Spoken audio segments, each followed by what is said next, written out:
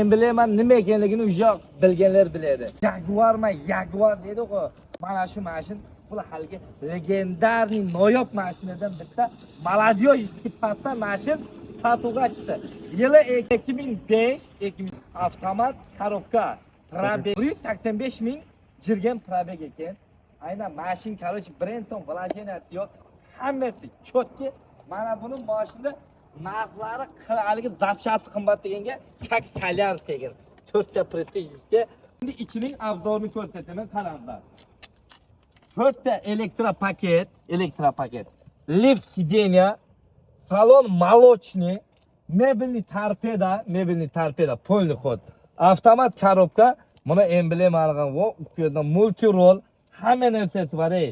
Pastakanchiklari, buning narxi qancha deysizlar? Buning narxi 600 ming rubl. 600. Umuman jirmagan, men sizga tazza mashin ko'rsatyapman.